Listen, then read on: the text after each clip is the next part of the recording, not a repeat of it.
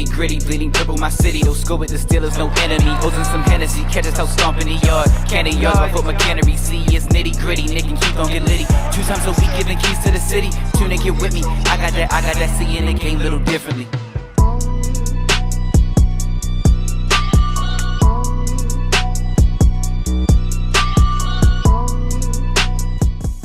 Welcome back.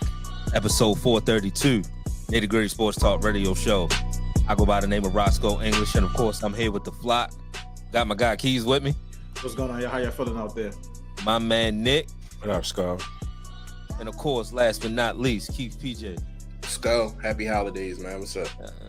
Can't complain. I hope everybody, my 3 brothers, all the listeners out there, hope y'all enjoyed y'all holiday if you celebrate. Now we brothers.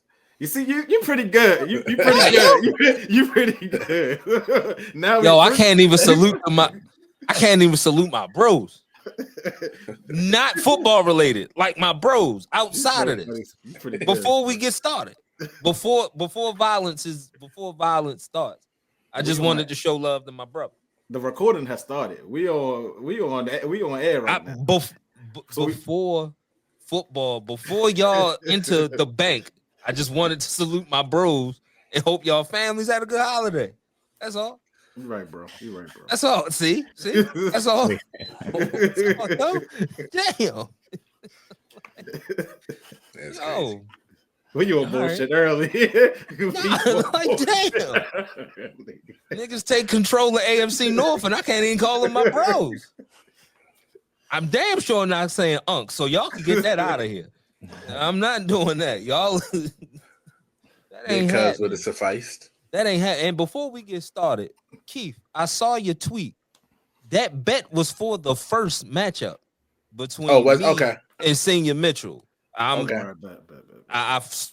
If I'm not trying to be on no bullshit, if I gotta wear Raven jersey, I'll wear the shit. No, you probably right. I mean, it would make sense for it to be both because I think the bet was for if y'all win that first matchup, I had to wear that jersey until the second matchup. Got you. All right, yeah, I think you're right. Yeah, so I just want to make that clear. I don't run away from bets or nothing like that. Now we got that clear. Let's go to the bank.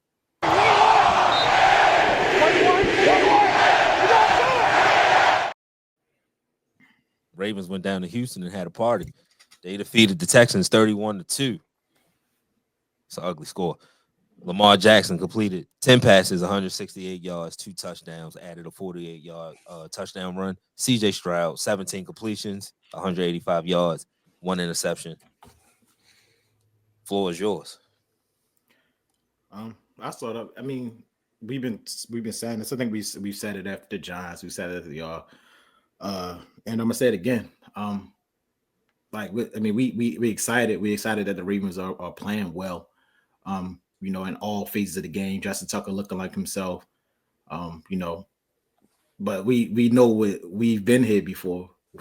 We've beaten over 500 teams on the road in December. You said that's what happened last Christmas, right? Against the 49ers, right? We've beaten teams, decent teams. Now Houston is banged up, so we've beaten decent teams on the road. Christmas. We've went in December through December and won 3-4 games and hitting in the right direction towards the playoffs. So like I said, just like after the win against the Steelers, you're very excited. You're very excited about it. But I mean, it is what it is.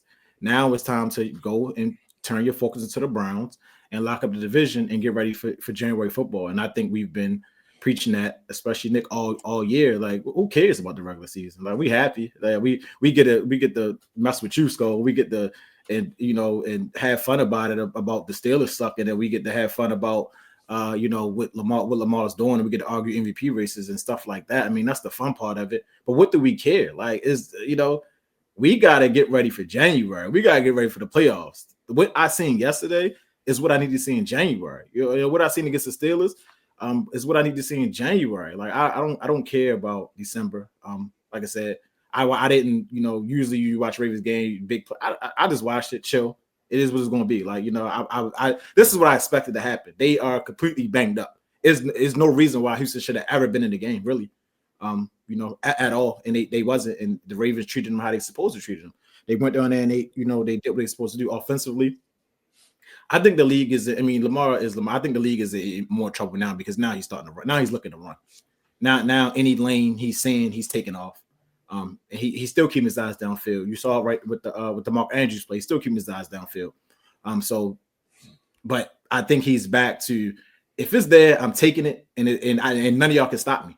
And we saw yesterday for the first time in a long time, he really reached his top speed. And if he starts breaking contain, we know that, like Sko said it in his breakdown against the Steelers Ravens, you got to keep him in the pocket. If you start breaking contain, it's night. It's over. And especially if you get out that pocket and he start looking to run and taking those lanes that the defense is giving him, because defense are afraid to play him, you know. There's a reason why, you know, a lot of commentators are saying like he's the hardest person to prepare for ever, really. And he's at the top of his game. He really is. It's not too much you can really say say too many bad things, if any bad things about Lamar. They fed the run. The offensive they starting to run in between the tackles more now. They adjusted that. They chunking people in the middle of the field. Like I said, it's not too much. The Texans completely banged up. I mean, you play. So like I said, I can empathize with them. We was there last year. What you always say, Keith, we went to Cincinnati with Tyler Huntley. So I can empathize with them, but I ain't showing them no damn sympathy. You play who you play when you play them, whether they injured or not, because nobody not going to give a damn if we got Lamar, if we out without this person when they come to Baltimore and play us. Like I said, I can empathize. I understand it. I get it. But do I feel sorry? Hell no. Like I said, you play who you play on your schedule when you play them, and if you dog walk them like you did last night, this is what it's going to be. They got to get better. They got to, do what they got to do. I'm concerned about the Ravens. Like I said, we can write it. That's all I got to say about the offense. They clicking. They do what we're supposed to do. The defense, man. Shout out to them. You can really probably write a 30-30 from the Ravens defense at the beginning of the season. Seriously, it's a complete drastic change. And granted, like I said, y'all was out without GP, and they were without, who were they yesterday, banged up without Diggs and Dell, and the Giants are the Giants. But the Ravens in the beginning of the season, even when they were playing teams that didn't have their full complementary players or bombs, they were still getting torched. Like Gardner Minshew torched them. So it's good to see, like, even when teams are banged up, they still got that starting quarterbacks that they are playing well. Shout out to Marlon Humphrey, man. Like, because even through the badness or the ass that his defense was, he was consistent, and he's still playing at the consistent level. He's all over the field. I don't know if it's a damn piece, but I know it's been a lot of adjustments made. We're not seeing Trent Simpson. We're seeing all four cornerbacks on the field at the same time.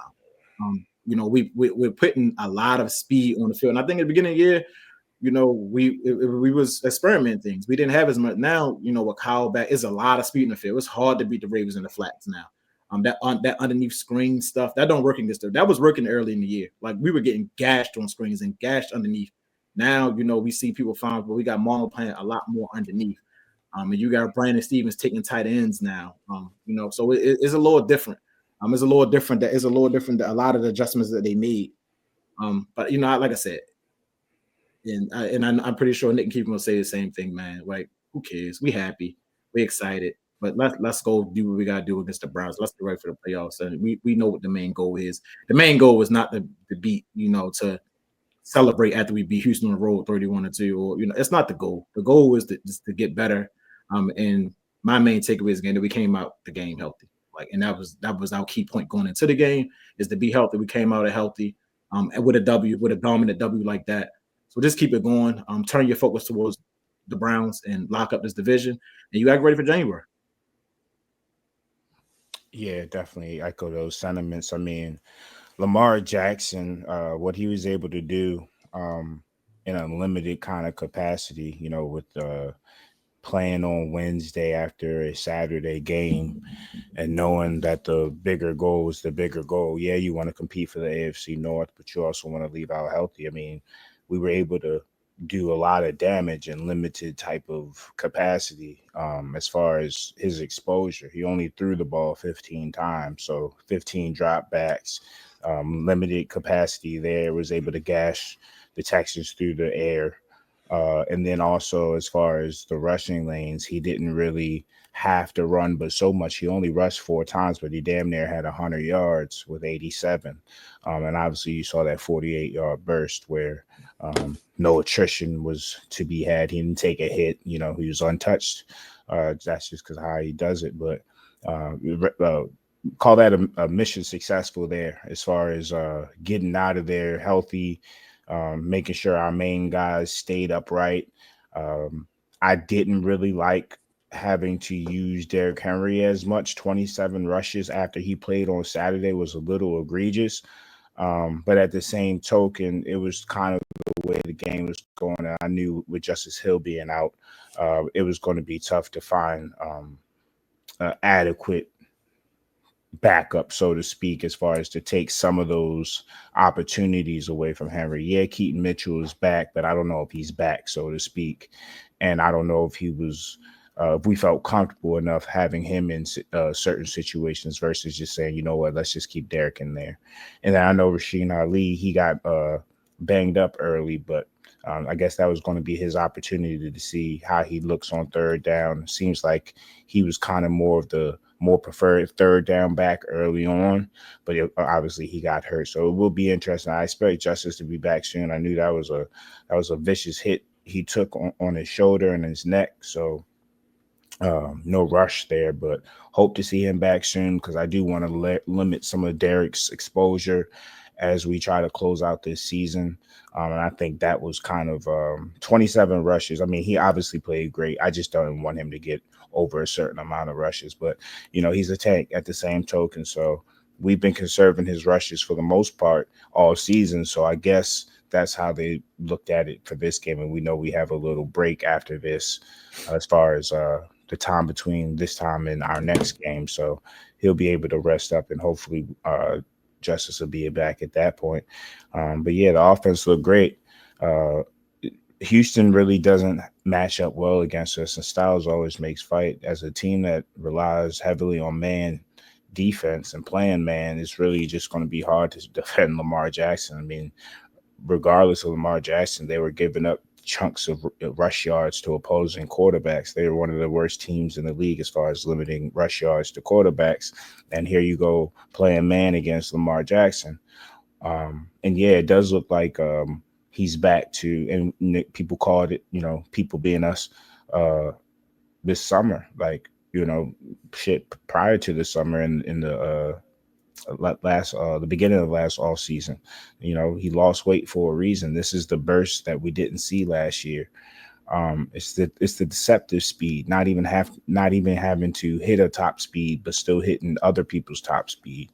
That's the difference that he's able to make, especially when he's physically capable of it, as far as at his optimal weight and playing weight. That makes him and makes us much more dangerous. We're over trying to prove that we're a quarterback. When you're staring down a potential third MVP, and me personally, I would do co-MVPs. It's been done before. I don't understand why we have to split hairs when both have been great. And Lamar has won 2 already. It wouldn't be a tragedy if he had a co-MVP for his third. But anyway, for somebody who's playing like that, he doesn't have to prove that he's a passer anymore, passing threat. We're good. Like, if you don't respect it by now, that's fine. Gash these dudes however you need to gash them. If you have to be Barry Sanders and get 200 rush yards and 2-3 touchdowns, hey, my man, in the playoffs, that's what's required. If you got to go out there and throw for 350, 400 yards and throw it over people's heads and do the Jackson 5 thing again, or you can do the Jackson 5+1, add Randy to it, I don't care. Do what you need to do. At this point, you've always been Weapon X. We're over trying to, kill the narratives, bro. Like, you're out of here. You set a rushing record in your 7th season. He's going to play into his late 30s. If he chooses his early 40s, that's how good he has become as a quarterback with his arm. He's just going to be padding his stats for the rest of his career. That's a record I don't see being broken. And it's like, there's no shame to that.